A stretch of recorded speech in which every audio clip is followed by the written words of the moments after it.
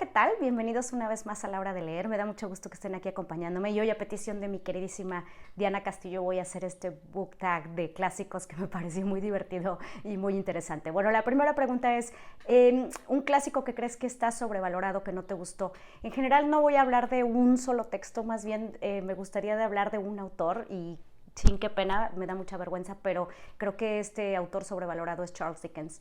A mí lo que me pasó con Charles Dickens, que bueno, él publicaba en el siglo XIX y entonces iba publicando por entregas y daba pequeñas partes de la historia para que la gente siguiera comprando la revistilla y siguiera interesada. Entonces tenían muchas aventuras sus protagonistas y sus personajes. No quiero decir que no los haya leído, ¿no? Los tuve que leer, David Copperfield, Grandes Esperanzas, sus libros, Oliver Twist, los he leído, pero me parece que cuentan la misma historia todas las veces. Entonces, pues sí me da mucha pena hablar mal de este autor, que es un clásico de la literatura inglesa, pero bueno, a mí me parece que sí está un poco sobrevalorado porque cuenta la misma historia muchas veces. La siguiente pregunta es, ¿qué periodo literario te gusta leer o es el favorito que tienes? Bueno, pues la verdad es que a mí me encanta leer los clásicos que están ya, bueno, o considerados clásicos después de la Segunda Guerra Mundial. Para mí las décadas de los 50 y los 60 me parecen muy prolíficas y muy interesantes en cuestión de los libros que se escribieron, de cómo podemos estudiar los textos, cómo cambió la forma de ver al mundo después de las guerras y entonces cómo los autores estaban expresando nuevas ideas y nuevos conceptos y nuevas formas de construirse como seres humanos y como individuos. Entonces me encanta leer literatura de los 1950s, 1960s. Un clásico que me sienta avergonzada de no haber leído, pues sí lo tengo que confesar, un clásico que nunca he leído es Ana Karenina. No soy muy buena con la literatura rusa, no estoy muy cerca de ella, entonces este clásico no lo he leído y sí me pesa no haberlo hecho porque he visto muchas adaptaciones al cine, varias versiones de películas y hay unas que son extraordinarias, me parecen extraordinarias, pero también, bueno, cuando leemos a Milan Kundera con La insoportable levedad del ser y siempre hace referencia a Ana Karenina, ¿no? Y lo que pasa en esta novela, pues me da mucha tristeza no haberla leído, pero algún día lo haré, me voy a aplicar y me voy a abocar a leer ese clásico de la literatura. Top 5 de clásicos que quiero leer, o sea, libros que todavía no he leído, que son clásicos de la literatura y me gustaría hacerlo. Bueno, aquí quiero distinguir un poco, ¿no? Están los clásicos de la literatura de siempre y los clásicos de la literatura contemporánea. Como les decía, mi periodo favorito para leer es los 50s, los 60s, la literatura contemporánea. Y bueno, muchos de estos libros que fueron publicados en ese tiempo, pues ya son considerados clásicos. Entonces aquí haría una división entre los clásicos que me gustaría leer y los clásicos contemporáneos. Algunos de estos son, bueno, pues obviamente la literatura rusa, ¿no? Me tengo que acercar a esto y creo que este es un reto próximo que hay que cumplir y bueno, pues obviamente están Crimen y Castigo, La Guerra y la Paz, Ana Karenina, tengo que hacer ese esfuerzo por acercarme. Y de los clásicos contemporáneos hay un autor que no he leído y es Ricardo Piglia. No he leído Respiración Artificial, no he leído Plata Quemada y me parece que son clásicos latinoamericanos contemporáneos, como les decía, que sería necesario leer. Entonces, bueno, pues me voy a aplicar a eso. La siguiente categoría en el book tag es un libro clásico que ha sido adaptado y que te gusta mucho. Este libro, de hecho, ya lo reseñé en uno de mis videos, lo pueden ver, La cucaracha de McEwan. Me parece una adaptación extraordinaria, claro que transforma la historia de Kafka y de Gregorio Samsa en La Metamorfosis y él la cuenta desde otro lugar, desde otra época, desde otro punto de vista. Y bueno, este libro ya lo reseñé porque me parece que tomando esta idea inicial de la metamorfosis y llevándola a contar una nueva historia sobre Inglaterra, el Brexit, etcétera, lo hace de manera extraordinaria y pues bueno, McEwan es un autor que me gusta muchísimo, entonces me encantó leer ese libro que aparte lo lees de volada en una sentada y te da un punto de vista pues bastante cómico de lo que está pasando en la política en Inglaterra. El cuento que más te gusta, cómo fue adaptado, pues no sé si este será el cuento que más me gusta, cómo fue adaptado, pero es el que recuerdo, el más reciente, porque lo descubrí hace muy poquito tiempo. Tomo una clase y entonces me dejaron ver la película de Macario, película mexicana, la vi y cuando la estaba viendo pues me di cuenta que es un cuento de Traven, este autor americano que estuvo en México y que narró muchísimas historias y contó nuestras tradiciones y demás, y yo ni siquiera me había percatado de eso. Aparte vino mucho a cuento porque, bueno, es una película y un cuento que habla sobre los muertos, sobre la tradición del Día de Muertos en México. En la película actúa Ignacio López Tarso, quien es el personaje principal de Macario, y lo hace súper bien. Me gustó mucho esa adaptación. No sé si sea mi favorita, pero me pareció bastante interesante, aunque sea una película mexicana de hace muchísimo tiempo, y me encantó. Está muy bien hecha.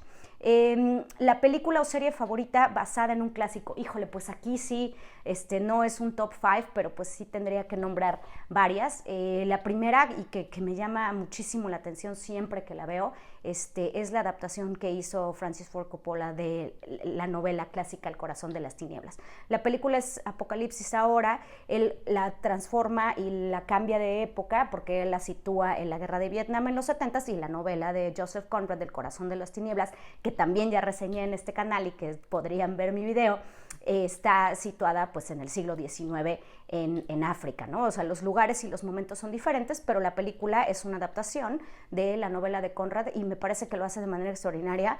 La película también se ha convertido en un clásico del cine y que siempre va a ser un referente, y vamos a recurrir a ella por muchísimas razones, para verla, para estudiarla, para disfrutarla, que eso es muy importante. Entonces me gusta muchísimo esa adaptación. Hay una película del corazón de las tinieblas como tal, en la que sale John Malkovich como personaje principal. También es muy buena, me parece una buena adaptación. Lograron reconstruir todo el recorrido que Marlowe y, bueno, el personaje principal hace por el río, y los diálogos están muy bien construidos porque respetan mucho el tono y la intención que Conrad tenía en la novela. Entonces esa también me parece una adaptación. Ahora, película que me parece una cosa increíble de cómo lograron transportarla al mundo contemporáneo, a cómo son los jóvenes en los 90s o 2000s, la verdad no recuerdo bien cuándo salió la película, es 10 cosas que odio de ti. 10 cosas que odio de ti, pues es la historia de Shakespeare, ¿no? Es La fierecilla domada, gran obra de teatro shakespeariana, donde pues sabemos la historia. Son dos hermanas, una de ellas quiere salir, quiere casarse, y la otra no, es bastante huraña y tiene muy mal genio, y entonces el papá les dice, pues no, la que es más sociable no puede tener novio, no puede salir hasta que la otra también consiga novio o consiga una pareja. Y esa es la historia de Shakespeare, y me parece increíble cómo hicieron esta adaptación en Estados Unidos, en la época contemporánea, con estos muchachos que pues actúan muy bien, entienden muy bien el concepto de la obra y de lo que se trata, y bueno, esta película tiene una de las escenas románticas más divertidas y mejor logradas que hay, que es cuando empieza a cantarle en el estadio de fútbol donde ella está entrenando, y entonces él llega y se roba el micrófono del altavoz del estadio y le canta una canción y baila y hace el ridículo sin importarle para llamar su atención. Entonces me encanta esa adaptación, me parece que es un súper acierto de cómo lograron transmitir y recrear esta obra de Shakespeare de esta manera en Estados Unidos contemporánea. Entonces está padrísima, esa me encanta. Y lo que estoy viendo ahora, que me está sorprendiendo muchísimo, hablando de la adaptación a una serie, pues es la serie de Patria, de la novela de Fernando Aramburu, que también ya reseñé en este canal, que está ahí, por si quieren ver el video. Y bueno, la serie se lanzó apenas en España y bueno, en todo el mundo.